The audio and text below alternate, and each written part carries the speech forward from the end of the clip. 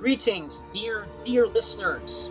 This is the Real Context News Podcast, the 10th of its name, and I am Brian Friedenborg, the host, the founder of Real Context News, and I'm delighted today to be bringing you an in-depth interview with Noga Tarnopolsky. Today is December 25th, 2023.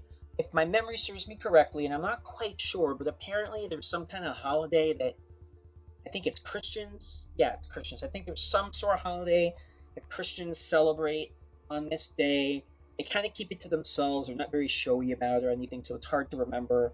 It's not like there's been decorations or special advertisements on TV or, any kind of special music that they might play for a few days before, during, and after the holiday. It's not like that's been going on for 2 months or anything like that. So I almost didn't remember that there might be something going on. So if I'm right, and there is a Christmas thing happening, whatever that's about today, Merry Christmas to you Christians, and to everybody else, I'm sorry. I'm truly sorry. But all seriousness, yes, it's been a hot minute since I've done any podcast. I've been very busy with a number of other things. And a while back, Microsoft and other App Store entities that run app stores for phones took away the ability to record for privacy concerns. They took away the ability to record people on the phone. So I've been trying to think for a while about how I wanted to reimagine the format and approach to my podcast in terms of the technical side of things, and it just was not a priority for a while because I had so many other things going on. But I am back, and not only back for a one-off, we got some really great people coming in the next few days and weeks that are going to be coming out uh, to do interviews with me, or I've already conducted two. We have today's with Noga, and we also have another one. Well, actually, the interview was conducted last Sunday, December 17th, but it's been a really crazy um, week, so it took me some time to wrap all this up. But yes, I have Noga's interview that you're going to hear in today's podcast, and then I have Staff Sergeant Aquilino Gonell, who is one of the heroes of January 6th, who defended our democracy and the members of Congress and their staff against the Trump insurrectionist mob trying to overthrow the government and the Constitution. And he was badly injured as a result, but he still went and testified to the January 6th committee. He spoke out. He did all this great stuff. He's on TV a lot. He just has a new book out. So he's going to be, I already conducted the interview. That's coming out maybe tomorrow or the next day. But today, we're going to be dealing with Noga, who is amazing. She's this really fast rising star among independent journalists who's making waves covering the Israeli-Palestinian conflict, Israel and Palestine, which she's been doing for many, many years. She's been getting noticed more and more by some really elite outlets, everything from the BBC and MSNBC to the Washington Post to New York Magazine and Rolling Stone, just to name a few.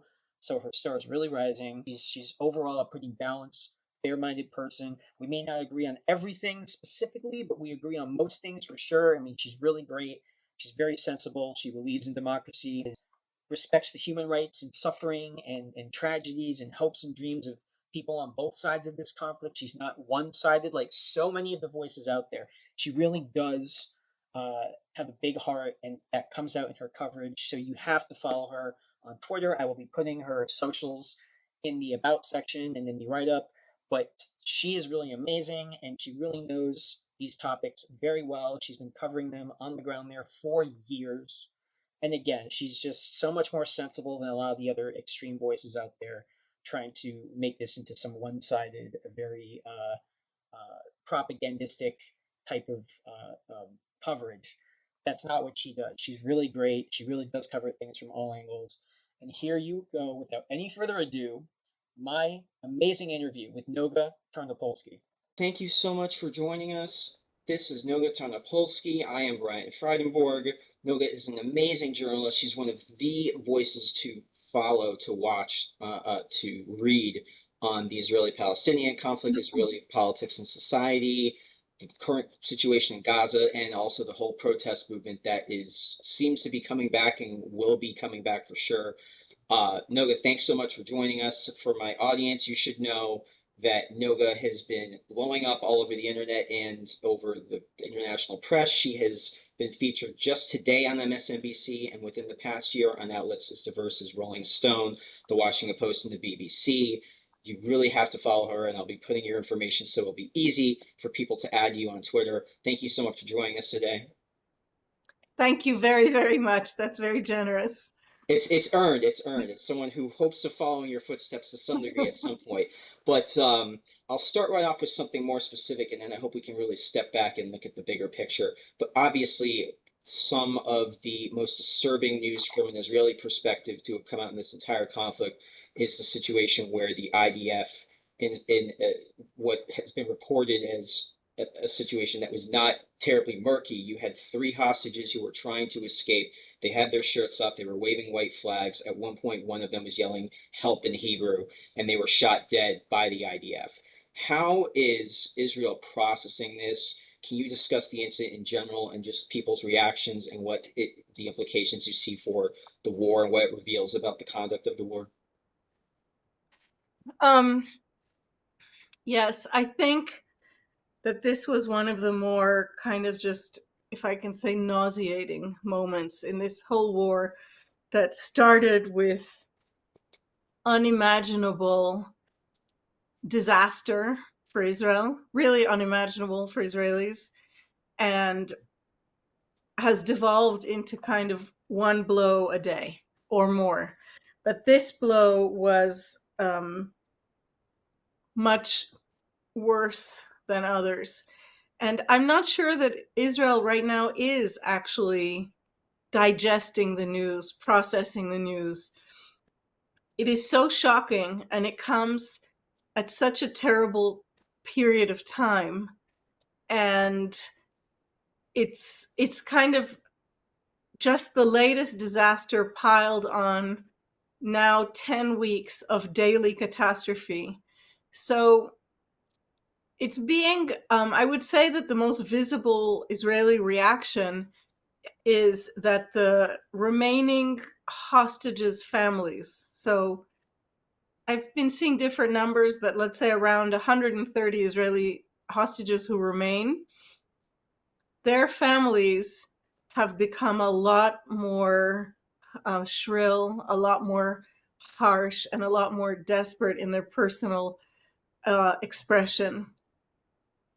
And you Understand. see, sorry? Understandably, I mean, Yeah, I know people. I'm sure you know more people than me, but I know people who are going through this, and they're just kind of beside themselves every day with what's going on. I can't imagine being one of those members of those families.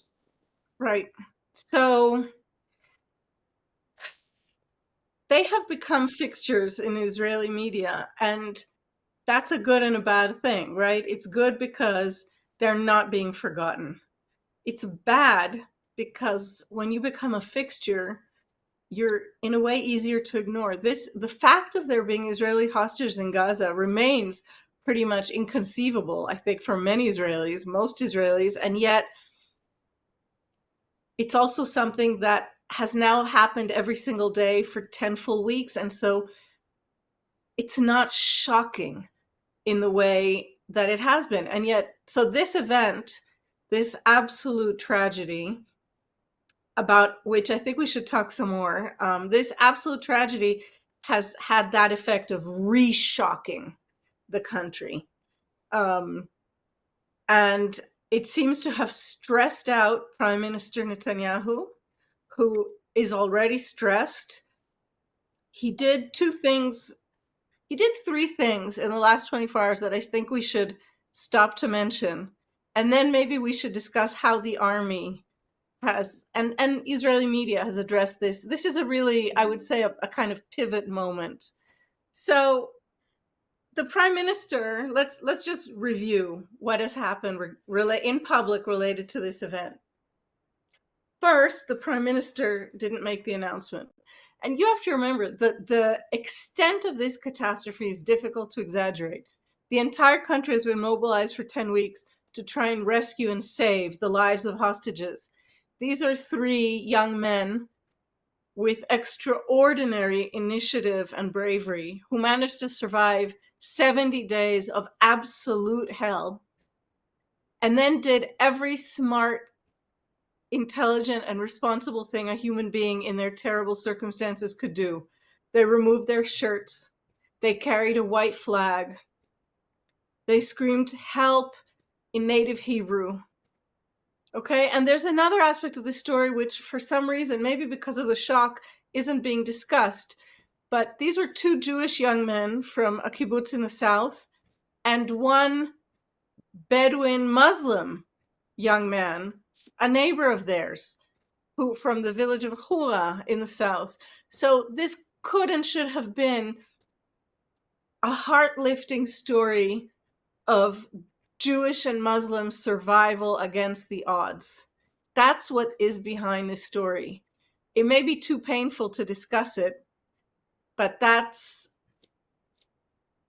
the backstory no one's talking about. These are three young men who managed to survive and then obviously thought out how they could save themselves now that the Israeli army was near. And imagine for them the feeling of hope that they must have felt hearing that Israeli soldiers were within reach and thinking, now we'll be saved.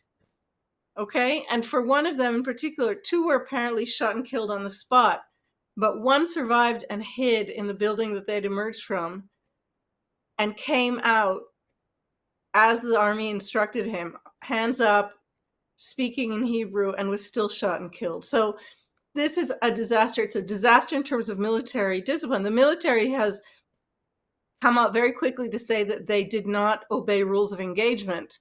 But I think there's a lot we should question in that. So I want to say that the first thing that happened is that the prime minister didn't have the guts to come out and make the announcement of this tragedy himself. He did, on the other hand, come out and speak to the media when, on the one occasion that the IDF managed to save someone who'd been kidnapped, a young soldier, Ori Megidish. She was rescued in a very daring operation and brought alive to Israel. The prime minister took it upon himself at that time to make that announcement. But this time, in the face of this terrible failure, he allowed the spokesperson for the IDF to do it. So that was the first thing that happened.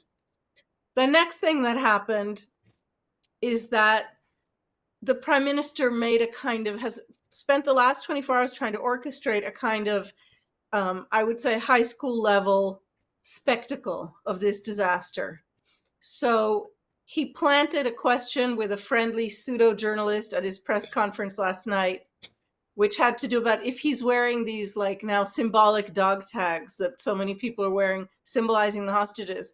So it was the last question, it was the last journalist, and the prime minister very kind of self-seriously like opened his button down and pulled out this chain and then stood there. To me, it looked like he was waiting to be petted or something, waiting for praise. I found it mortifying. Today, things got worse. There was every Sunday, the Israeli government has a cabinet session, and the prime minister started the session by reading out a letter he said he got from dozens of families of Israeli soldiers who have fallen in battle. And this letter urged him, in fact, insisted, right, that to continue the war at a pace.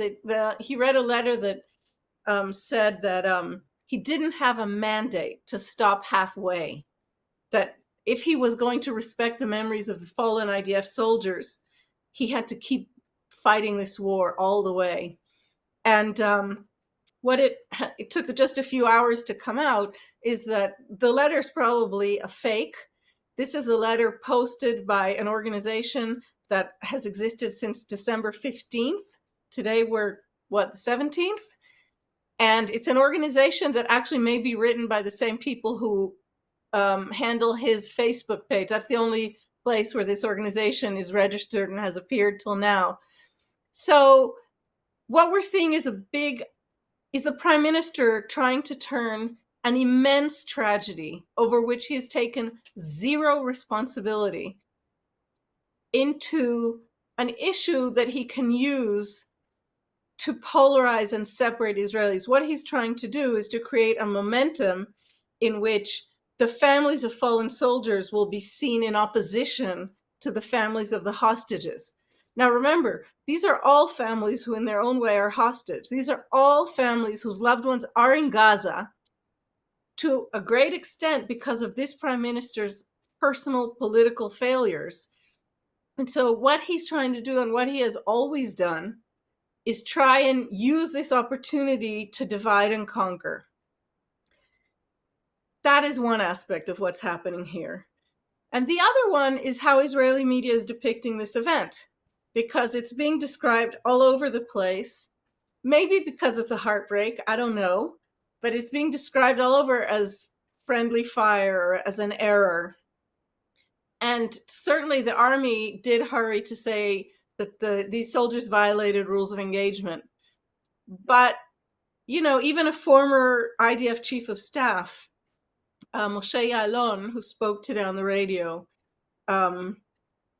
said that we really need a very full investigation, because to shoot at 3 semi-undressed people clearly surrendering, and these were elite soldiers, these were not like, military rabble, really raises questions about what instructions have been. The thought that soldiers, 3 of them at least, very highly trained, would disobey orders in that way, in that place, at that moment, is very difficult to believe without further explanation.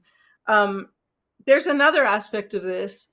The IDF spokesman, Admiral Hagari, when he spoke about this, first he just had a presser where he made the announcement, but at his second press conference where he actually took questions, he said something that has been very been very difficult to believe also, which is, he said that they had intel that there might be hostages in all of these places, but they had no intel that hostages might be wandering about, right? That they didn't have any intel telling them that they might run into loose, escaped, or abandoned hostages. And yet there has been a case like this. I can't remember the young man's name right now. I can find it, but one of the Israeli hostages who was freed, a guy who actually wasn't counted as an Israeli hostage, though he's completely Israeli. Hamas announced that he's the only adult male released thus far over the age of 18. And Hamas at the time announced that he was being released as a favor to their friend Vladimir Putin. This is a guy born in Russia, but an Israeli citizen. And when he was released, his mom described this just surreal situation in which, after an Israeli bombing that badly damaged the building in which he was being held, he escaped. And he wandered freely around Gaza for a number of days before citizens turned him into Hamas, and he was recaptured. So it's difficult to imagine that the IDF would not have, gotten any lessons out of his case. So in any event, it's a tragedy. It's definitely a pivot. It's coming amid many hostages, kind of under the radar, coming back in body bags, not to mention soldiers. And there are a lot of open questions still. Yeah, it seemed that this certainly raises more questions than it answers. And the two main points of reaction I had were, one, this seems to fit very much into a pattern of Prime Minister Netanyahu always wanting to take credit when something good happens. And whenever anything bad happens, he's almost nowhere to be seen, and he sends other people to take responsibility for that. And in terms of the questions you were raising on the conduct of the IDF, I'm just trying to imagine, let's say these were 3 Palestinian men, civilians, who were trying to do exactly what the hostages were doing. And if they had been shot and killed, would we even be hearing about it? And then the degree to which, how often have situations like this, or even somewhat comparable, happened, in which the conclusion is, oh, those people were Hamas terrorists, move on. And we can't know, we can't even answer these questions. But if this happens to 3 Israelis, who knows how many other people have been harmed in this similar type of situation. And then the question is, you know this because you've been covering this for years, you go back in terms of violence with Palestinians and incidents that are similar, even Shireen Abu Akleh, there's the initial report, and then when other people find more information that contradicts the initial report, then the IDF comes out with a clarification or a different story.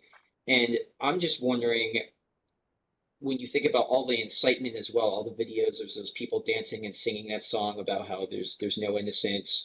There's the incidents where different IDF soldiers were throwing one threw a stun grenade into a mosque, the graffiti, doing the Jewish prayer over the loudspeaker of the mosque in Jenin. It just seems like there's this almost culture fostered by the leadership right now of this type of behavior, and then the reaction from the authorities is to complain when there's actually an investigation. Like the political leadership will complain if there's some sort of discipline, or they'll try to make it sound like those people did the right thing or didn't do anything wrong. Could you comment on how all this feeds into each other?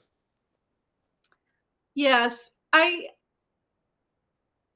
try to. I'm not 100% comfortable with the comparison to the Shireen Abu Akleh case, which I think was a different disaster, and where the accusations have been different. In other words, the Israeli army did initially try to raise questions about whether they had even done the shooting. That was very ugly. In this case, nothing like that has happened. Also, she was clearly identified as media. She was also a well-known personality. Palestinians have argued that she was actually personally targeted. I find that a little hard to believe, but I just think it's a really different case. It was in Jenin, in the West Bank. The entire circumstances were different. I'm not saying this to make an excuse in either case. Sure. I think And just both to be clear, I are agree with you. disaster. To be clear, I agree with you completely. The comparison I'm making is that the information, when there's a Palestinian involved, the story comes out in a different way. In this case, it was Israelis. They came out with what happened and were very clear. But when it's with Palestinians, there tends to be more of an effort to get an accurate response. But Right. yes, So you're right, very different. let's just talk about the elephant in the room, which is not to make any excuses, but in Gaza, in Shujaiya, in northern Gaza, in exactly the place where this disaster happened, Israeli forces have confronted numerous times every day decoy attacks. In other words, Hamas terrorists, Hamas militiamen, Hamas fighters, whatever you want to call them, they wear civilian clothes. They don't come in a uniform. All right. There have been incidents of suicide bombers coming at soldiers, which is a new thing, kind of fallen under the radar, but that's happening.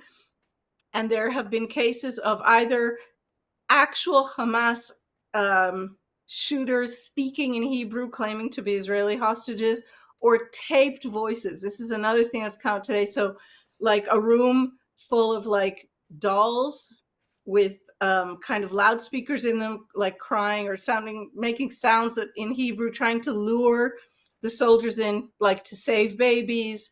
So these soldiers are operating under arguably the most difficult circumstances that even well-trained soldiers can be. And it's unclear. And by the way, they've faced a lot of Hamas fighters carrying white flags. I don't know what the solution is, but clearly they should not have shot to kill. Even if these were booby-trapped, armed decoy people, three young men, these were, I think, something that didn't help these miserable hostages, these brave hostages. I think something that didn't help them is that they were all young men of possibly fighting age, right? Sure. So if you're a well-trained Israeli soldier and you see a group of three men in their early 20s, shirts off, carrying a white flag, saying help in Hebrew, and you've had three of these in the last 48 hours, and they've all turned out to be decoys, lures, what do you do with the fourth one? I am not a military tactician. I'm not a military thinker. I don't have an answer to this. And I'm not saying this to make an excuse at all. But do you shoot them in the legs in the hope that they don't blow up in your face and kill 7 members of your company? Right? That happened. 10 Golani fighters were killed a few days ago in one of these kind kind of mind attacks, right? Decoy attacks. So do you take that risk, or do you just say we're at war and you shoot? I don't know what the military answer to that is. But obviously, this is a catastrophe that should not have happened. And the public discussion about it, I would say, is pretty shallow, because a real discussion has to admit what I'm saying to you now, which is that these soldiers have faced exactly this situation. Now, did they act according to standing orders? The army says no. To me, it's unclear. Are these standing orders, if that's what they are, not to kill, are they actually enforceable?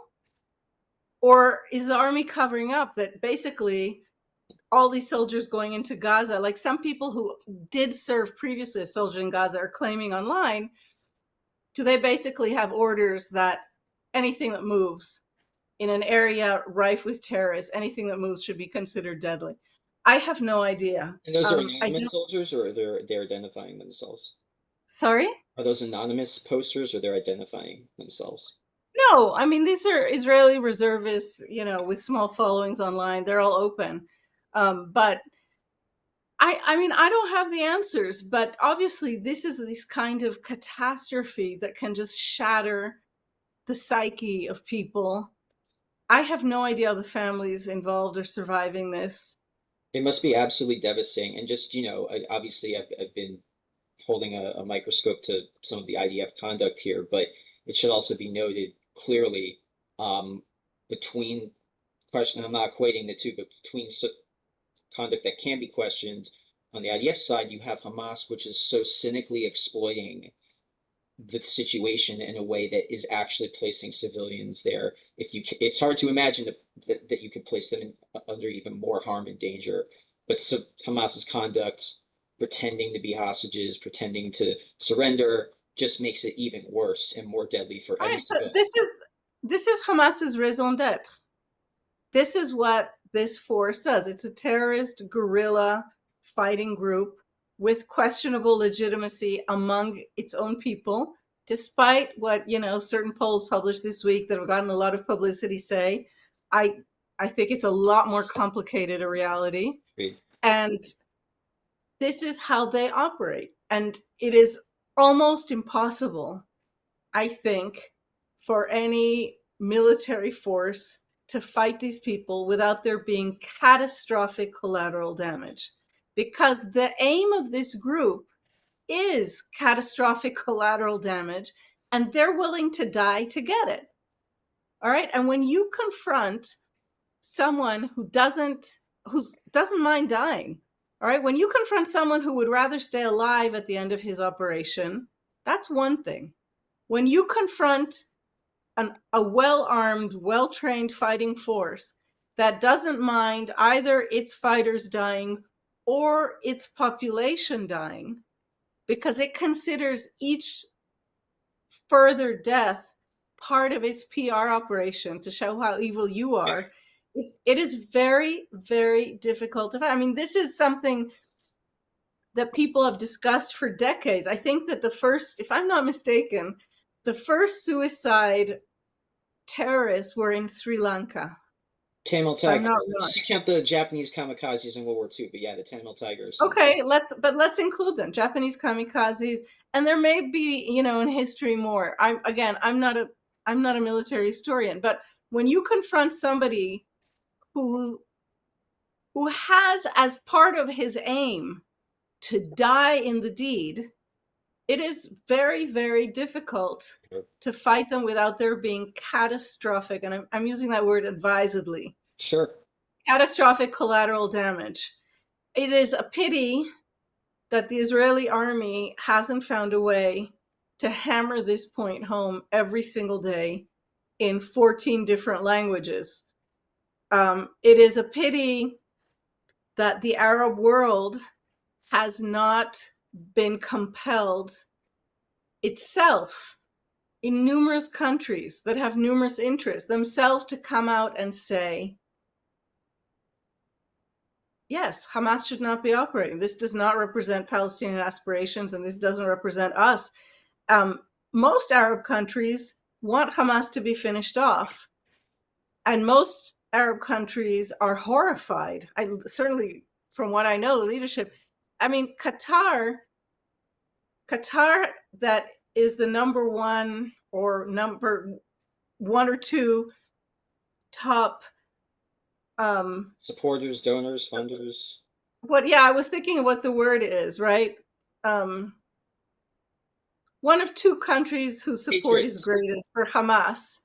So Iran is a pariah nation today, but Qatar has managed to parlay. They had the World Cup. Yes, also the World Cup, which I think should have been much more questioned at the time. Yes. But moving on, Qatar, that has funded this murderous terror group and that hosts its leadership in its own capital, has managed to parlay this situation, meaning it's one of the few organized nation states that has ties to Hamas, has managed to parlay its very, very questionable role as one of Hamas's principal supporters into now being like a world-class mediator, right? And damage, you could even say, the fact that they that's right. Now, I have heard sometimes when I've asked this question that behind the scenes, the United States is pressing Qatar very much about its ties to Hamas, right? Qatar also hosts a major U.S. military base. Mm-hmm. But all this said, I mean, we're not hearing about efforts to disarm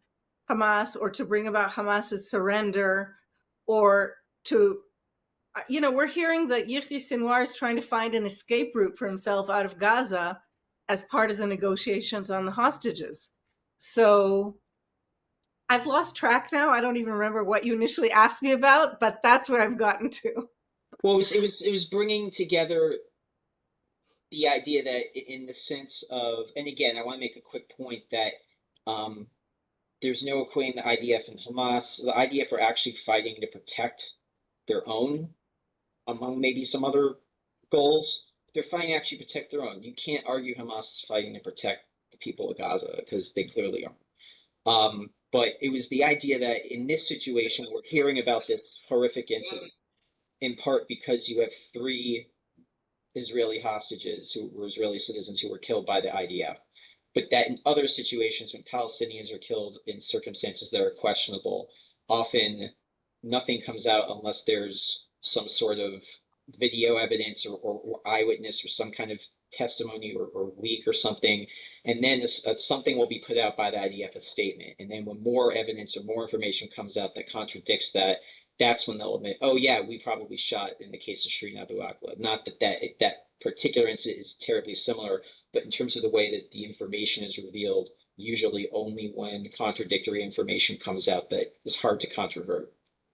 Yeah, but I would say that's the case. I mean, I have a lot of critique of, I don't even know where to start, right? I don't want to waste this hour with you talking about Israel's failed comms effort, about the burden being put on the IDF, about the lack of professional experience among even the IDF spokespeople who are the only ones really working in this country.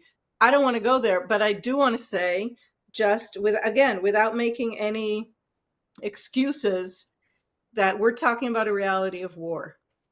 And I think that what you just described, in other words, they don't talk about it and they try and cover up what they did, and they only come forth and start to say anything once they're forced to, if there's documentation or something like that. I think that could be said about basically every modern army operating in the last 50 years. The US Army didn't come forth about tragedies in Vietnam. The French Army didn't come forth about tragedies in Algeria. Even today, most police forces, we see this in the United States and we see it behind the Black Lives Matter movement. Most police forces will lie about the death of civilians who shouldn't have died.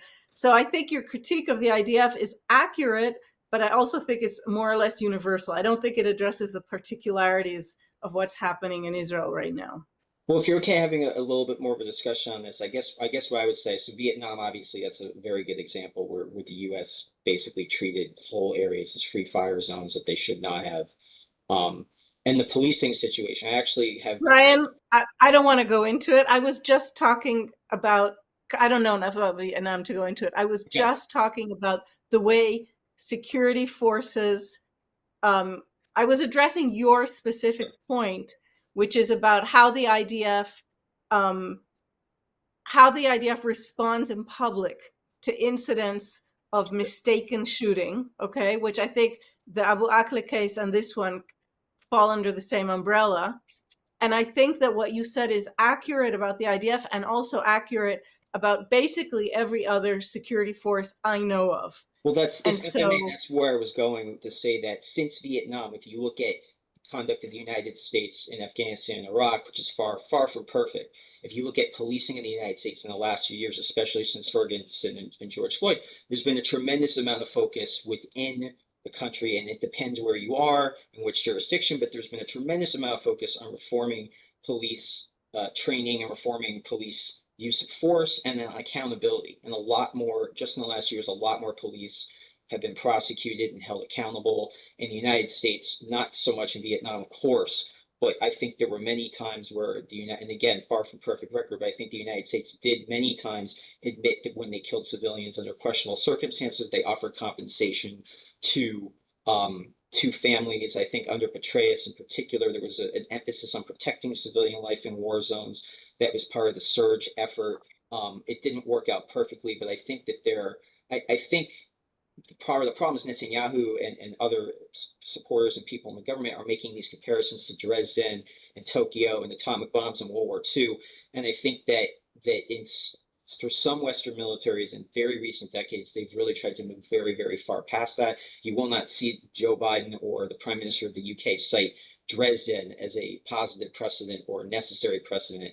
And I think that there may be a difference in the culture here. You may disagree, but if you want to respond to I that don't question. actually, I'm not sure what you're talking about. The Israeli comparisons that I know to the post war situation are different than what you're describing. The Israeli comparisons that I know and that I find, to be frank with you, disgusting have to do with re-education. In other words, there's top Israeli government officials, I believe even the prime minister, have talked about a kind of transitional period needed in Gaza to kind of unbrainwash the population in the way that the US occupation in Germany and the US occupying forces also in Japan ensured that entire national populations that had been brainwashed with a hateful ideology had to go through a temporary period of or occupation in order to like learn not to hate again.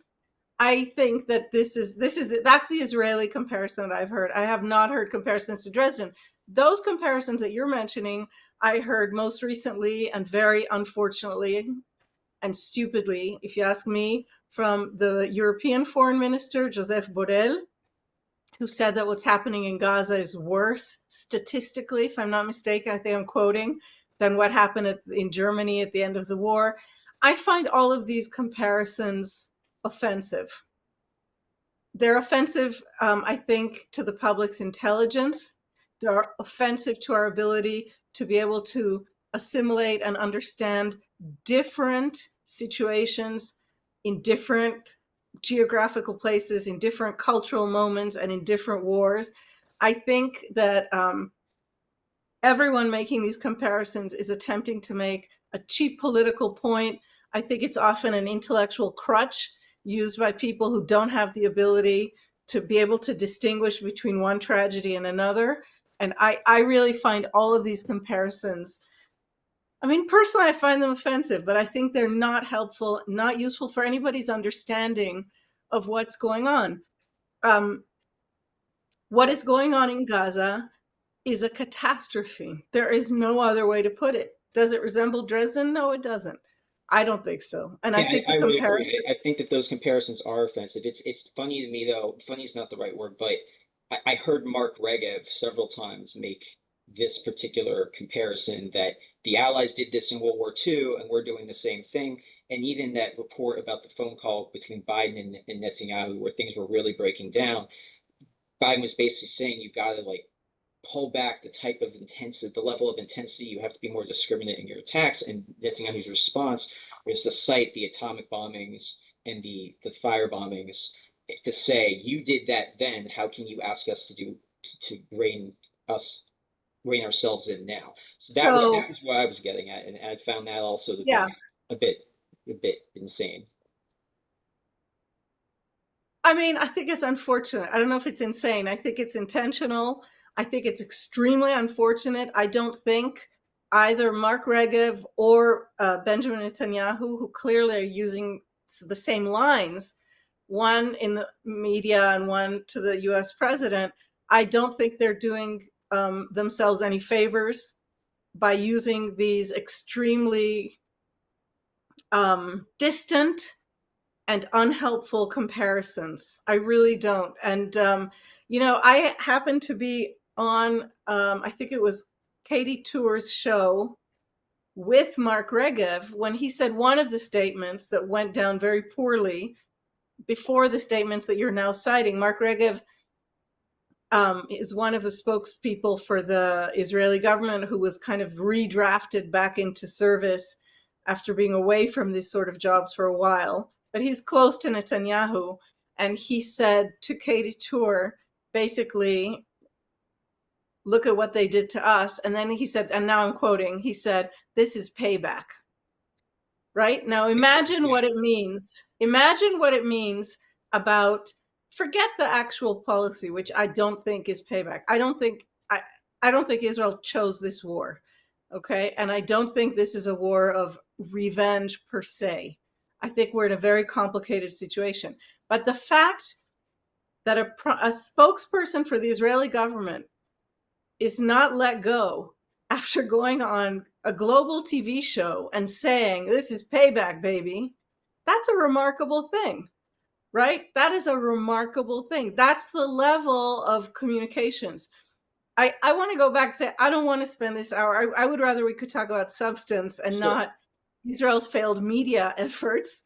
But part of this war is also a war of messaging and a war of narratives and a war of expectations. If the Prime Minister of Israel was accurately cited in the reports that you just mentioned, and he really had the gall to say to Joe Biden, how dare you tell me about limiting our bombings? The US, nuked, I don't know, Hiroshima. That was the reporting, yeah. Right. So if that report is accurate, that speaks very poorly of the Israeli Prime Minister's ability to explain his own military strategy. And I would look at it from that point of view. And we can get to this later, but I think it speaks to Joe Biden's limited leverage he has with Netanyahu and that any outside leader has with Netanyahu. So I'm not sure that's true. And I think we shouldn't jump the gun on that. I think that Joe Biden has quite a lot of leverage. And I think that Netanyahu right now is doing what he always does, which is he's speaking to his base when he speaks in Israel.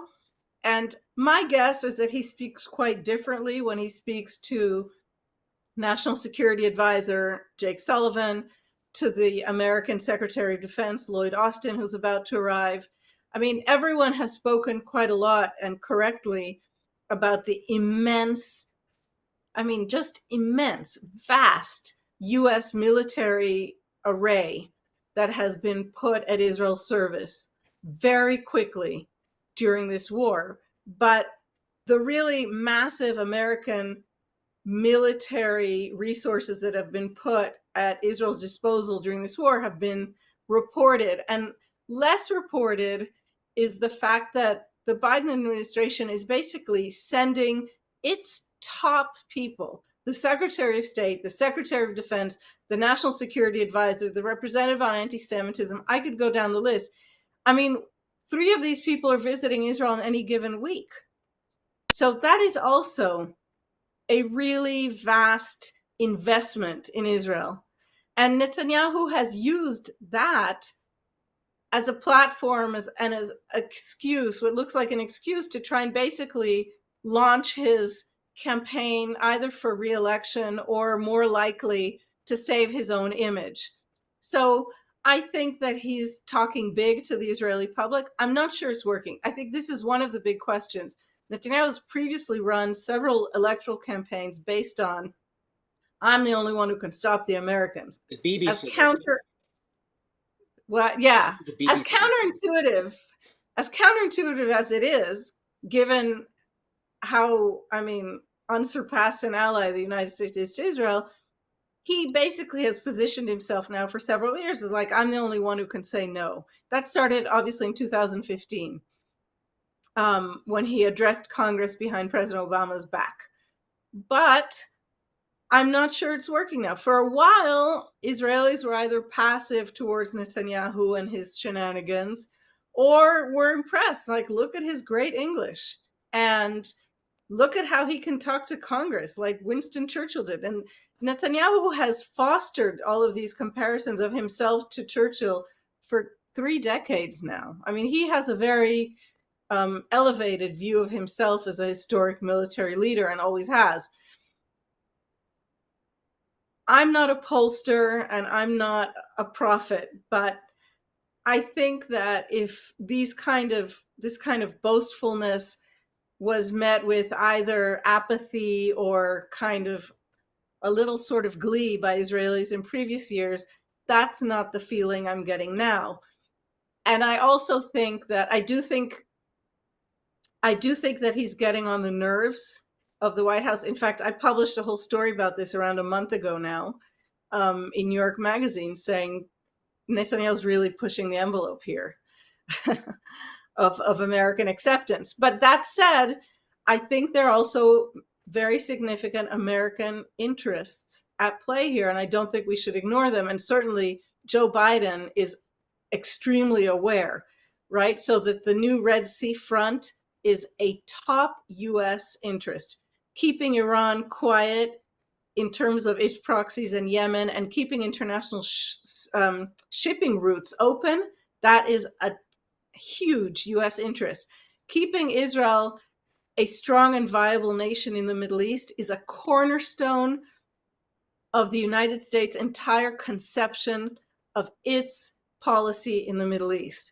So we should not discount that the U.S. has its own interests to watch out for, and that will mean supporting Israel, even in ways that may not be popular among many Americans, and that have nothing to do with Netanyahu, who I believe the administration is absolutely, fed up with, but there's nothing they can do. And it's interesting because, Joe Biden is not from the Ilhan Omar wing of the Democratic Party. He's always been a strong supporter of Israel, but he also supports Palestinians' right to self-determination and human rights. And so for Joe Biden as an American president before October 7th to be weighing in on the domestic turmoil of Israel, with the judicial kind of coup that you did such a good job covering for so many months, that was unprecedented, as far as I know, in that bilateral relationship. And then now for Biden to say indiscriminate out loud, and then for his staff to be pushing so hard against what Israel's government is very committed to doing, it's 2 inflection points in a relationship that, and with a president who's been very supportive of Israel, which if you could read those tea leaves, which you have been, clearly there is a very big series of issues undermining this relationship right now. And it's Netanyahu through and through in terms of how he has conducted himself both domestically and now with the Palestinians. I feel that his push, I don't think Biden wants to be saying these things out loud. He doesn't want to be weighing in Israeli politics or saying or criticizing the tactics of the IDF, but somehow here we are. I want to push back a little bit. Biden didn't say that out loud. We don't have a recording of Biden using the term indiscriminate bombing out loud. There are reports that he said that at a fundraising event, and those reports haven't been denied. So I would put that in the framework of the White House is letting a message out, but very, very, very far away from the president standing at a lectern and True. saying out Very true. loud. Yes. So I would say that. The other thing about his staff, I think there's a very good chance that we're seeing a typical Netanyahu maneuver here. In other words, masked, unidentified people, not that many, around 20 or so, stood in front of the White House with a big banner that said "Ceasefire now," and a letter appeared unsigned with no names on it. And the Washington Post yesterday had an interesting article that basically said it's unclear if even a single White House staffer had anything to do with this. It looks like this was, again, a piece of some kind of agitprop. So I don't know what White House staffers feel. I think that they're extremely devoted. From what I can see, not Netanyahu. From what I can see, Joe Biden runs a pretty tight ship. Sure. The people working on his Israel brief are working very, very hard. Are they fed up with Netanyahu, like, goading them in public? You bet.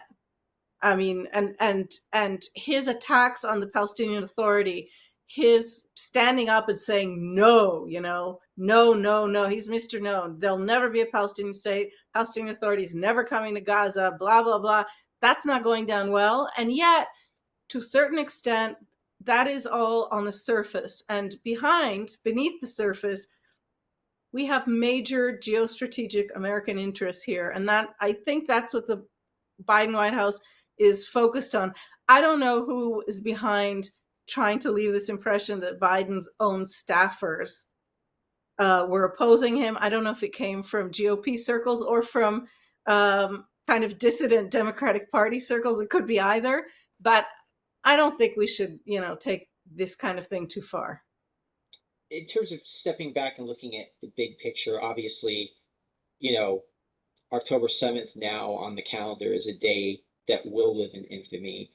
How do you see this historic tragedy changing Israel?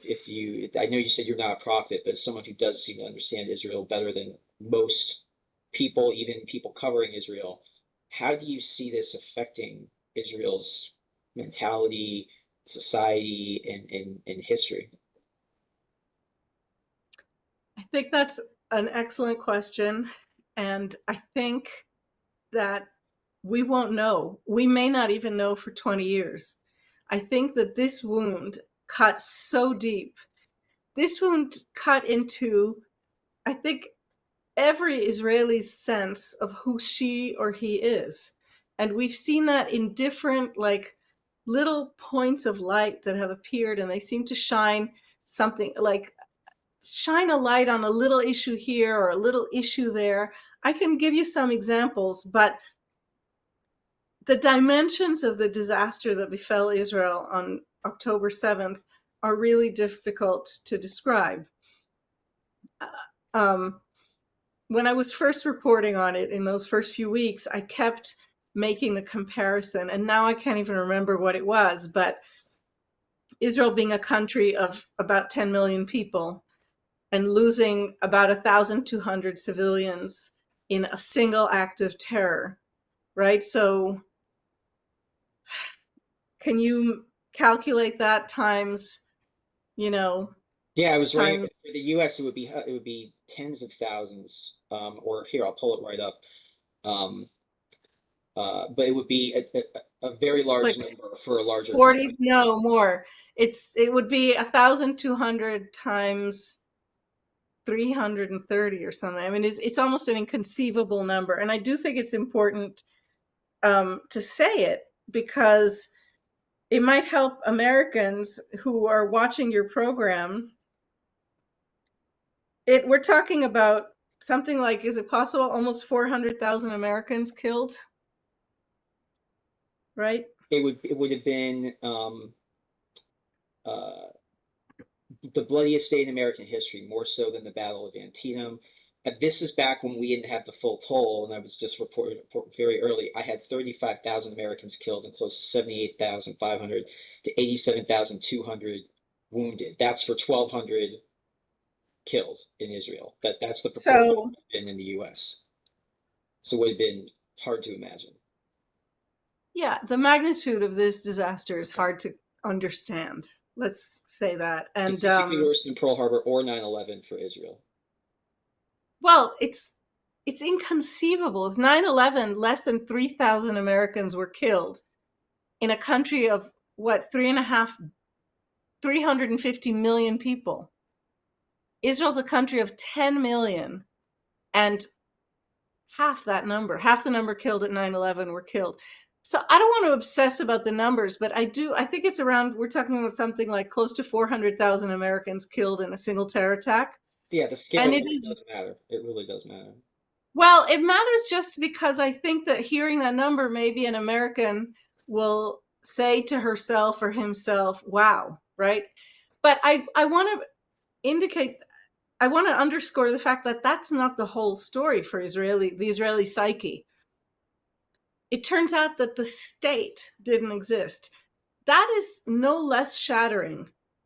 Okay? It turns out the borders were porous.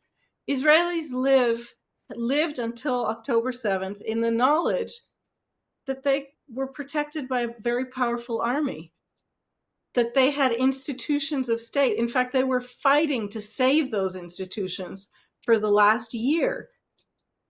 The very concept of every Israeli as who he or she is, like as a physical body in a physical space, that was shattered. Then there's another element we haven't discussed, which is in 9/11, in Bataclan, Paris, we know how they were killed, and they were killed in an act of mass violence. That's not how the bulk of these Israelis were killed. They were tortured. They were broken. They were incinerated. Okay? And so all of these are different elements that are just beginning to seep into the Israeli psyche. I'll tell you an incident that happened to me today. One of the soldiers who died in Gaza in the past 24 hours is a 26-year-old who grew up in the neighborhood in which I live in Jerusalem. And one street up from me. And as the news seeped through into the neighborhood WhatsApp groups, and as I woke up to hear it, we were told that at a certain point, at a certain hour of the morning, the family was going to be heading out of their home. Families have to go through this awful formal process of identifying the remains of soldiers, even when the army has identified them. So they were leaving to go to the Shura base in order to do this task. And neighbors gathered to kind of escort them, to support them as they left the home. And after this awful thing happened, I was talking to a neighbor of mine, and he mentioned that. So I said, "Your kid" to him. I said, "Your kids are too old to be in the army now." And he said, "Yeah." And then he said, kind of corrected himself. He mentioned one of his sons is a psychologist, and his expertise is PTSD. So while he's not an active duty soldier, he is working with soldiers. In fact, he was sent down that first day, right? Not October 7th, but October 8th. He was down in the south with members of what's called the Tequila Force. I don't know why they have this name, but this is basically the like elite Shin Bet unit. And they were the ones who went down there basically to survey the damage. And they saw things that even Israelis have not yet heard of. And this psychologist, the son of a neighbor of mine, is an expert in basically stopping the process of turning trauma into PTSD. And his father was telling me that this could be an interesting story for me to pursue about how Israel is developing now a protocol in which something like just 50% of military personnel who have been exposed to unspeakable horrors, literally horrors that have yet to be spoken about, are able to avoid the ravages of PTSD through a specific kind of like immediate treatment. And he's telling me that now these psychologists with this expertise are part of the Israeli field hospital teams that go out with the combat soldiers. So this is another example of this is also going to change Israel. I think we're just at the very beginning. It may seem like October 7th was now 10 weeks ago, and that is true. And yet, this, for Israelis, this torment is ongoing. And they're getting their loved ones in body bags every single day. Not just the soldiers dying in combat, not just hostages who are being identified, but also the so-called missing, right? There's this dark cloud of the missing, people who are unaccounted for, people who were alive until the night of October 6th, and no one has any clue what happened to them since. This is not an insignificant number of people. Some of them were incinerated. Some of them may have been taken hostage. Some of them were probably dismembered, from what we're hearing. Some we may never know. It's a situation that is almost inconceivable for the human mind.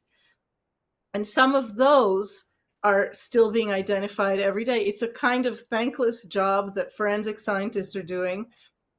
Quite a few foreign volunteers, by the way, have come in to help the forensic team here in Israel. And archaeologists are working on it. I mean, there are remains that are hard to even identify as human remains. So I think all of this, it's like a little pellet, right?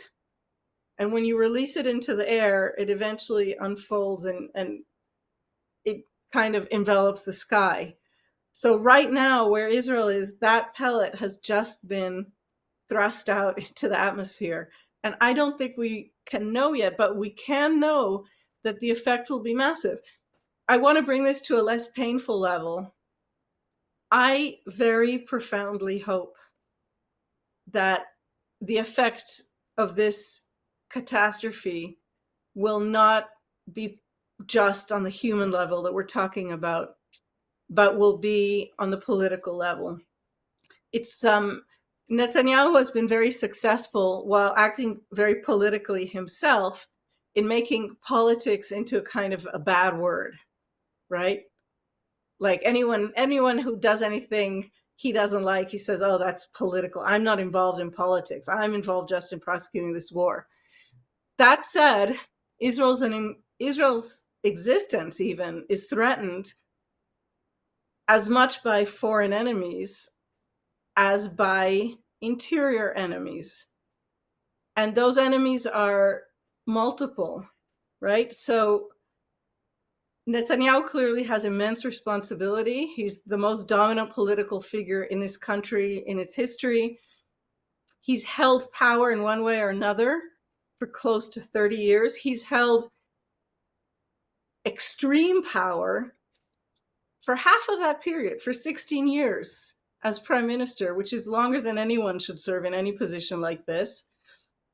And during a lot of that time, he was busy distorting and deforming and crushing Israeli institutions to serve his needs. And most of that went unremarked. Israelis' lives were decent enough that they didn't pay attention to all the little details of Netanyahu's many misdeeds. So that kind of safe zone that Netanyahu enjoyed for many years began to crack when it became clear, I think it was 2018, that he was under criminal investigation by the police. Then he was indicted.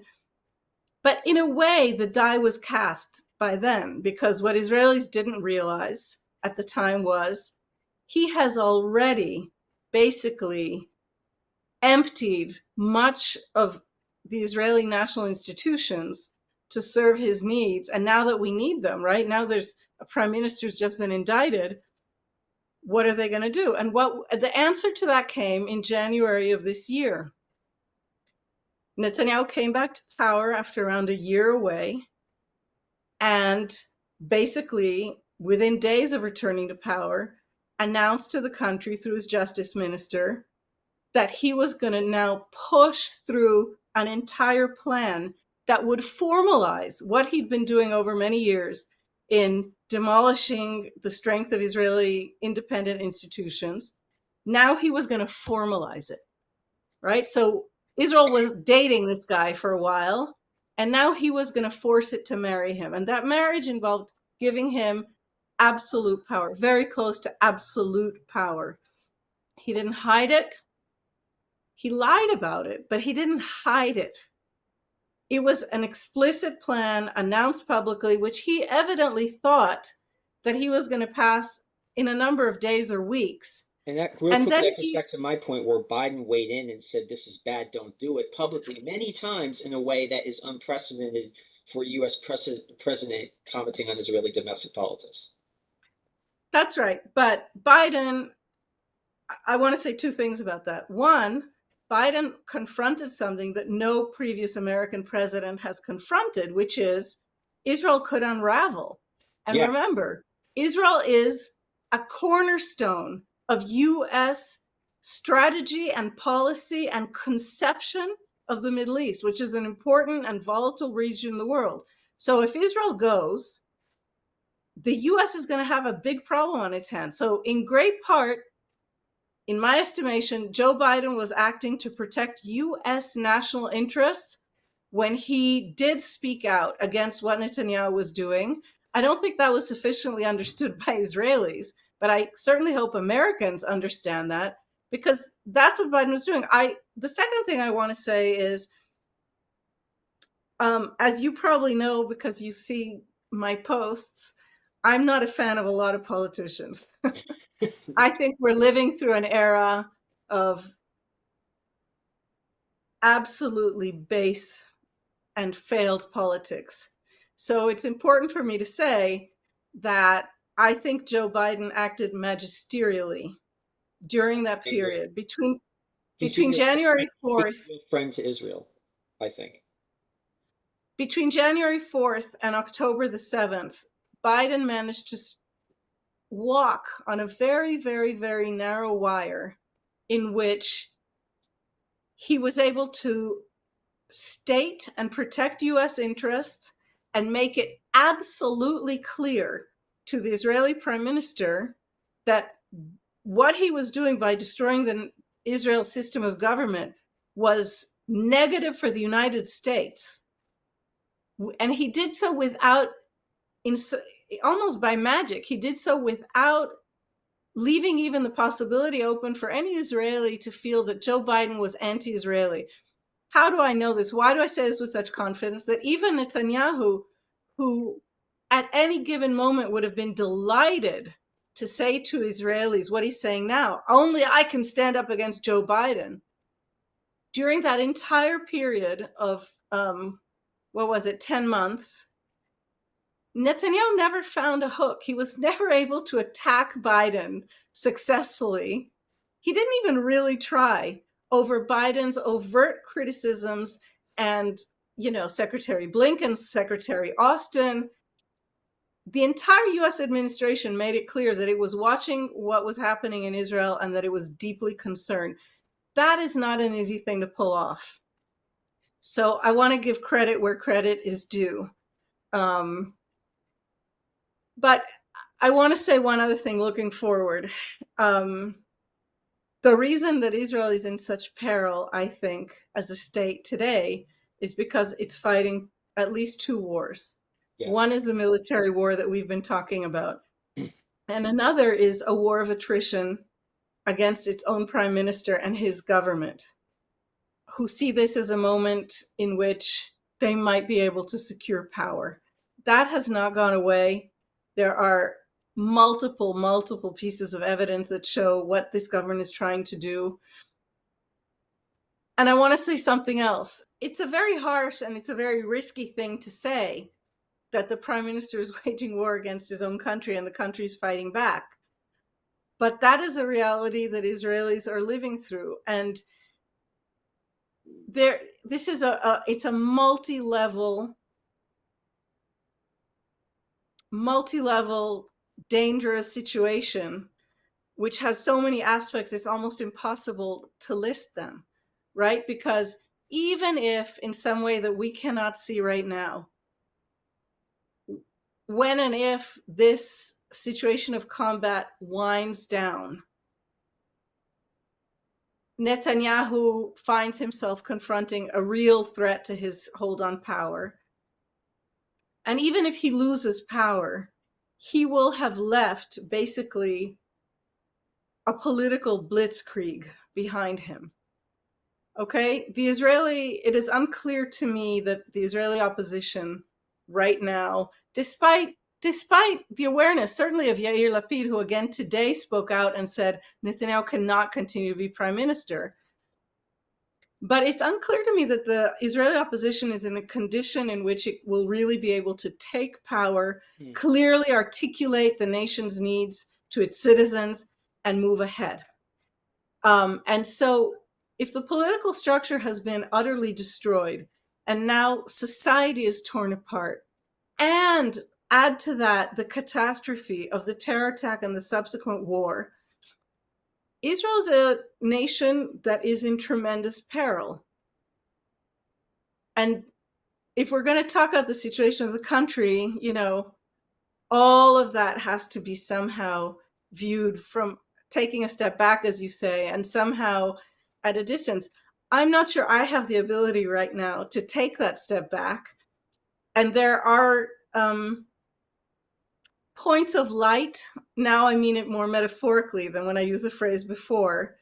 There are some occasional moments in which you can see possibly some kind of positivity coming out of this on the Israeli front and on the Palestinian front in different ways. But it's also equally clear to see further catastrophe unfolding for Israel and for Israelis out of the current predicament. Well, the way I think you said it very well. Right now, Israel is fighting a two-front war, one of which is against people who mean bodily harm to Israelis, and the other, people who mean harm to the body politic of Israel itself, what has made it a thriving democracy for so many years. And both are incredibly serious. Both are happening at the same time. And it's crazy that the one guy at the center of it is at the center of it the way he is. That the same person prosecuting the one is the belligerent on the other. And it's and I want to add the two things that you just described, right? They have crashed into one. So certainly the families of these hostages who were just killed, the families of Yuval Kastenman, a Jerusalem civilian who was heading to work a few weeks ago, saw a terror attack underway, pulled out his personal weapon and shot the terrorist dead, and then got shot himself by an off-duty soldier who says he saw in him the terrorist, right? All of these families will tell you Netanyahu is a threat to our bodily integrity. Certainly, Brian, and this cannot be overstated, Israelis' physical security, the basic security in which you know that you can go to sleep at night in your bed and you'll wake up alive in that same bed in the morning, that has been shattered. So I don't think it's possible today to say that Hamas is attacking Israelis' bodily integrity without saying that the government failed to protect that bodily integrity. And there were many people, among them Gadi Eisenkot, the former army chief of staff, who is now an opposition legislator and who is one of the people who joined the war cabinet of Netanyahu. And his son was just killed, wasn't he? His son and his nephew were killed in action within a 24-hour period in Gaza. He spoke about these. Another former military chief of staff, Moshe Ya'alon. There were many people. Netanyahu's own defense minister in March said that pursuing Netanyahu's so-called judicial reform, which was a coup d'etat, a civilian coup d'etat, a non-military coup d'etat, put the nation's security in danger. And what he got for issuing that warning was he got fired.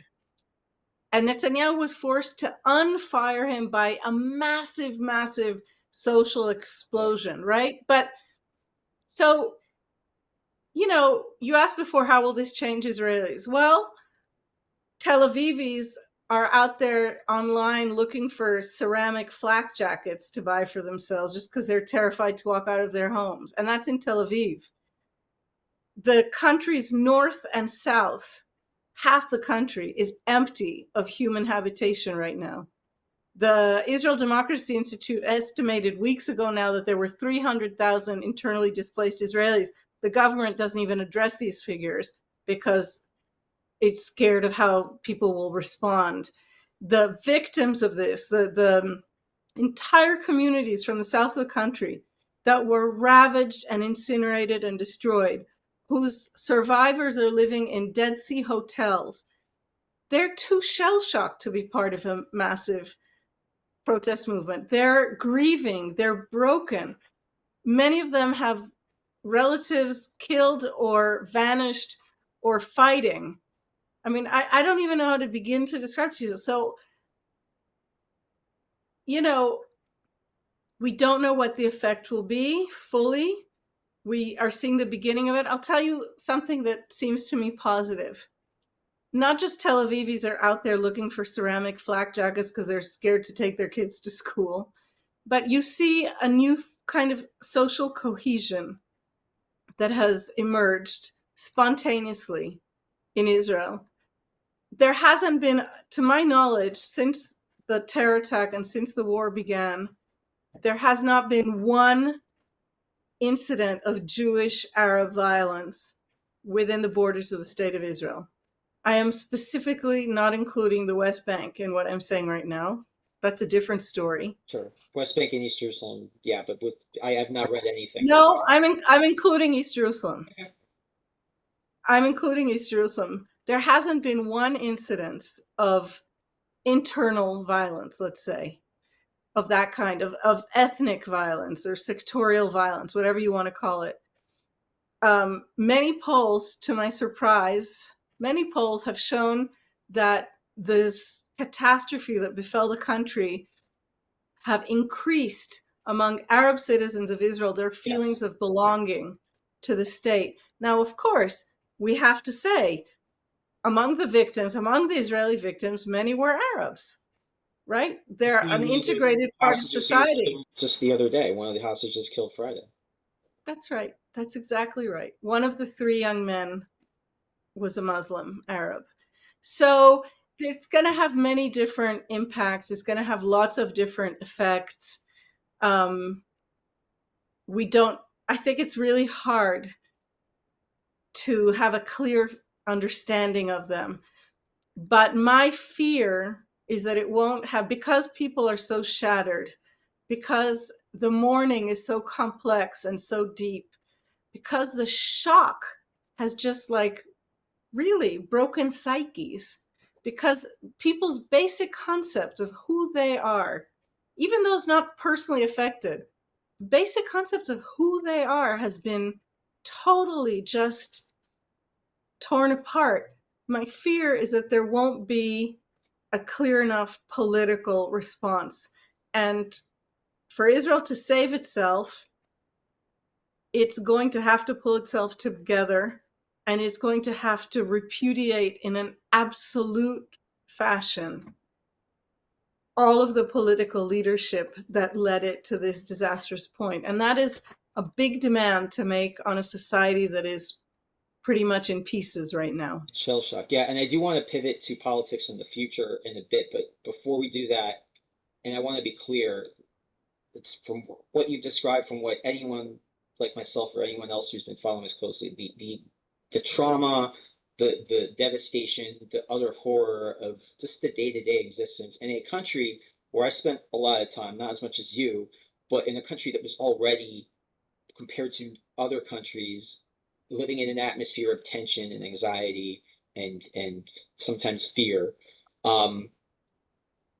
You cannot overestimate that. You can't understate it, and it's massive, and it's society wide. And again, this is not, of course, I'm not trying to minimize any of this, but to pivot to people in Gaza now in terms of what they're going through. I don't even know, I mean, how these kids that are living through this now, how they're going to grow up into like normal functioning adults. The amount of PTSD and trauma and death and destruction that's happening there. I mean, everyone talks about rebuilding Gaza at some point in the near future, and I do expect that will happen. But I'm just trying to understand at a human level how these people are going to deal with their trauma. It's because, Israel, it's funny, I spent a lot of time couch surfing in Israel, and I think there might be the highest number of therapists per capita in the world in Israel That's because Argentina. okay, That's there's so Argentina. many of my hosts were like music therapists, art therapists. I just met so many therapists there. It's a culture where, for the most part, therapy is not taboo. Palestinian society is quite different. They don't have the same open, let's talk about PTSD, let's talk about our feelings and emotions. So I'm just trying to think how the people of Gaza, when the fighting finally stops, how they're going to internalize and process this and what effect this is going to have on them. If we are thinking about a massive effect on Israeli society, what's and it's hard to say. I'm not saying you have the answer, I have the answer, but any thoughts that you have on that? No, I mean, I think what Gazan civilians are living through right now, which is the vast majority of Gazans, is an inconceivable disaster. So, one of the reasons that it's important for me to kind of bat away the cheap comparisons people are making to Dresden or to whatever is because catastrophes have different forms and sizes.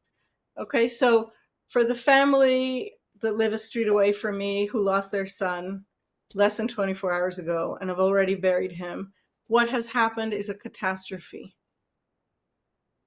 For the state of Israel, what has happened in the last 10 weeks is a catastrophe without precedent in the country's history, I believe.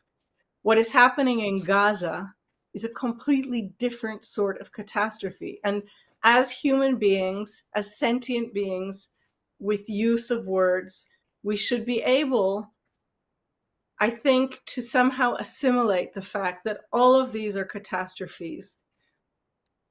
They don't require a comparison, and there's no really legitimate comparison to be made. And yet, I do think it's legitimate to describe each one of these three things I just described as a catastrophe. I have absolutely no idea how anybody living through what they're living through in Gaza right now will survive with a psyche intact or with their bodies intact. I think that the disaster that has befallen Gazans, not just during this war, obviously profoundly during this war, but truly over decades, is very, very difficult to find, to come up with an accurate description for it. And I also want to say that, like every failure, this is a failure that has many fathers. It's an orphan because no one is standing up to take responsibility. But this is a failure that has many, many fathers. I don't even know where to begin. I think that Israel certainly carries a measure of responsibility for the tragedy of Gaza. Egypt carries a measure of responsibility. Other influential Arab states carry a measure of responsibility for everything that has developed in Gaza. Palestinian leadership, possibly to a lesser extent because it has less power, but they carry responsibility for what has befallen Gaza. The wider world, the influential nations in this region, by which I mean basically the United States and Europe, they carry a significant measure of responsibility for the fact that a situation even resembling this one could have been allowed to develop in Gaza. Okay, all of these entities and groups and individuals have failed if Gaza has come to the situation in which it is today. I don't have the ability to measure, certainly not at this point, to what an extent Israel is or is not following rules of engagement or rules of war in its actions in Gaza. But I know without question that a human catastrophe is underway in Gaza. And I want to say one other thing about it, because this too is being distorted by the Israeli government in a way that turns my stomach, because it can cause further harm in the future. So it's important to say the Israeli media basically does not cover any of this catastrophe underway in Gaza. The only framework in which most Israeli media covers the humanitarian disaster in Gaza, if at all, is in the context of international criticism of Israel. We are being criticized by all these anti-Semites out there for the humanitarian disaster unfolding in Gaza, and yet Israelis see no images of it.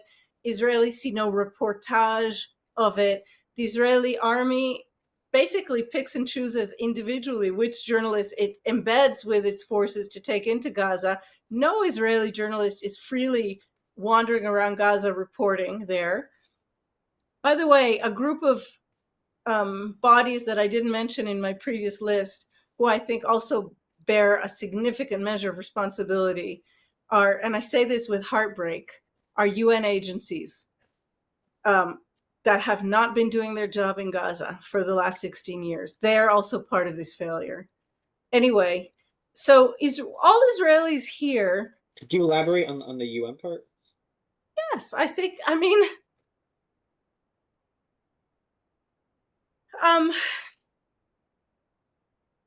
many UN agencies have an important role. They're basically the co-administrators of Gaza with Hamas. And they have made excuses for Hamas. They have failed to accurately report what is happening in Gaza to their own headquarters or to the public that fund the UN, I think, over many years now, unless it's in the context of attacking Israel. And by doing it that way, they do it so often and so that no one listens to them. Another UN report smashing Israel just doesn't really get the world's attention anymore, because they are released so regularly that they have lost their meaning. And because only Israel is framed in UN reports as the sole cruel ruler responsible for the tragedy of Gaza, this has allowed the Israeli right wing, principally led by Netanyahu, but certainly not only, because look, the leader of the Israeli opposition, who's no great left-winger, Yair Lapid, himself also dismisses the UN because the US has made itself dismissible. And if the UN wanted to be able to have impact and influence and leverage over Israel, it had to find a different way of handling this. It also should have been much more honest in its reporting. The fact that the UN covered up Hamas abuses in Gaza, when I say covered up, I just mean did not include them in all of its Gaza reports for years, has made it complicit in my eyes. The reason I say this is heartbreaking, and this is really the only personal thing I want to say, is I grew up in the UN school system. I was reared personally in the ideals of the UN. And so as anybody who, you know, when you grow up believing in the American dream, or in French laïcité, or in anything else, in any other kind of system of beliefs that you believe formed you in a positive way, to have to acknowledge as a grown-up that that same organization or entity is hypocritical about those ideals is a very painful and sad thing. So everything I'm saying about the UN, I'm saying in the context that I think the UN is an important organization. I think it should be having an important and significant role right now, and I don't think it is. And so, you know, that's all I was trying to say. I think it's a pity. Returning to my point, Netanyahu always attacks the Israeli media. It's a constant. And yet that same body of media do a lot of his dirty work for him. It's kind of a Stockholm syndrome situation here. That has become painfully evident during this war, in which the Israeli media has basically taken upon itself the role of denouncing international media as anti-Semitic. Now, global media has itself had a big hand in this, because there have been really terrible failures in reporting by very prestigious media outlets during this war. But all of that said, what happens is when Israeli media does not have reporters on the ground in Gaza and makes zero effort to report on the humanitarian disaster, unless it's reporting on Israel got slammed by the French president for the humanitarian disaster, so this kind of meta reportage, what happens is that strengthens Netanyahu's hand in saying the whole world hates you. And I just have to point something out. And they're only attacking you, not because of a humanitarian disaster in Gaza. Not at all. They're attacking you, and only I can defend you. And Israelis have no background to understand much of the coverage and much of the reactions in the world, because they're not really aware of the magnitude of the disaster in Gaza. And that's one of the reasons I think you're such an important voice to follow. You're not the only one, but you're one of the most prominent journalists who is Israeli covering this, where you have a heart and you have attention and you have time and you have tears for Palestinians. Because so many of the journalists on either side of this, whether it's the Arab journalists with the Al Jazeera, and I'm not saying that Al Jazeera is terrible and there's far worse, but they're only focused on the suffering of the Palestinians for the most part. And the Israeli press doesn't even publish the names of dead. Haaretz wrote about this a while back, that they won't even publish the names of dead Palestinians when they're killed, when they're not necessarily terrorists. And you have Haaretz, you have 972 Mag, but how many people in Israel are actually reading? I think there's more probably international subscribers to Haaretz than Israeli subscribers. I mean, I know very few Israelis who actually read it, unfortunately. But the main Israeli news networks aren't giving the type of coverage that you do. You really do cover things from all angles. You share media from different sectors. You're not only focused on the suffering of people that share your nationality, you're focused on the suffering of everybody involved. And it's sad that you stand out in that sense, because that should be normal practice. But you're doing a great job, really. Honestly, it's one of the main reasons I really appreciate you as a human being, is that you really do try to cover all angles. That's what journalism is supposed to be. And like you said, if you're not covering all angles of the side and you're covering just your side, in some ways that's kind of propagandistic. And that's, I think, what you meant in the way that the media is doing Netanyahu's dirty work for him, because he sure doesn't want the suffering of Gaza to be highlighted. And by not doing that, it's playing into his goals. No, but first of all, thank you for those embarrassing compliments. Really? But I think we're circling back to where we started, and I think this will be a really good place to wrap up. The one thing that has impeded Netanyahu's ability to completely control this narrative that we're talking about, which is how Israelis see or understand or even exposed to the absolute catastrophe underway in Gaza for civilians. What has marred his ability to progress are the hostages, because the fate of the hostages today is basically the fate of your average Gazan civilian. And so when we see the Prime Minister of Israel opening his cabinet meeting on a Sunday morning, reading out loud a fabricated letter from the families of fallen soldiers.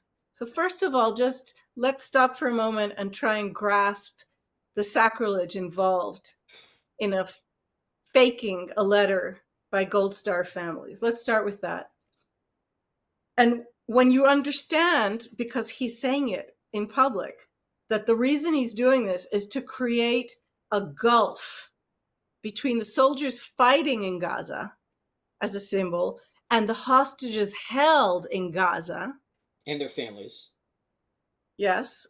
Well, in both cases. But between these two classes of Israelis who are now in Gaza, when you realize he's trying to separate them and try and create a polarization. To benefit right? himself. Sorry? To benefit himself. Yeah. But it's a level of an attack on Israeli society that is probably itself without precedent. and that is so galling. Like, you see the Israeli media, this is reported. The fact that this happened, the fact that this letter is a fake is something first of all, I was looking for it because it was such a weird letter that it didn't sound like a real letter. So I was trying to find out who wrote this letter. And Tal Schneider, a colleague of mine and a friend, and she writes for the Hebrew website of Times of Israel, Zman Israel. She was the one who alerted me initially reporting to the fact that this is completely fabricated. But you see a prime minister who is explicitly acting against the interests of his own nation and his own society, right? Trying to tear people apart in this way when we're talking about broken-hearted families on both sides, those of the hostages and those of the fallen soldiers. It's really it's so galling. It's so shocking. It's difficult to assimilate. It's the only example I can think of that I can relate to is the way that Trump operated in many ways. And Trump would just make it up and say, I spoke with someone who told me this, but they actually fabricated a letter. And so it's what you've described, and I wasn't aware of the letter being fake yet. I haven't come across that information as of yet. So I'm reacting to this in real time. It's so appalling.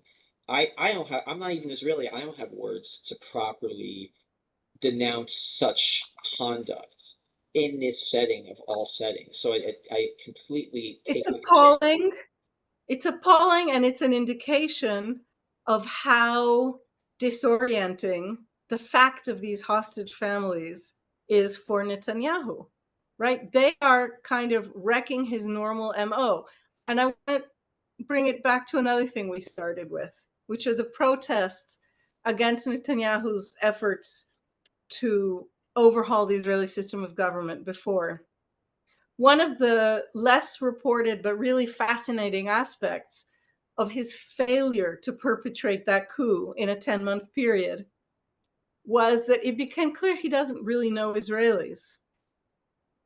He presented this project, which was an attempt to use judicial tools, legal tools, to take over government.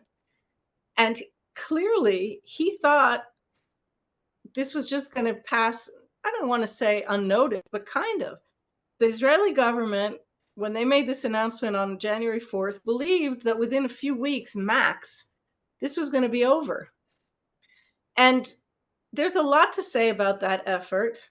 But one of the things that really strikes me is, wow, it's like there were aliens, right? I mean, they miscalculated who the public who voted them into office is to such an extent that they completely misjudged the situation. It's like, I don't know, it's like me going online somewhere and claiming that I speak Bulgarian. I don't. All right, so they were claiming to lead Israelis, which has implicit in it that they are part of Israelis, and they were caught with their pants down.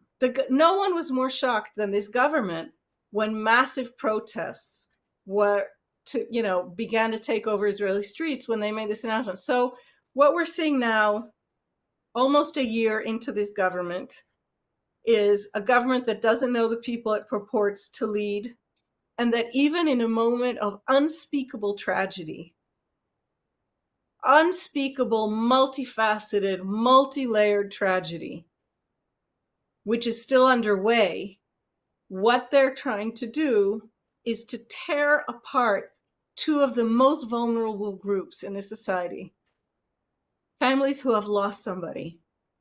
So when I tell you I'm concerned that there won't be an appropriate political response, we really are kind of wrapping this all together now. I'm scared that Israelis are so shell-shocked, to use the word, so shattered, that there will not be an appropriately timely and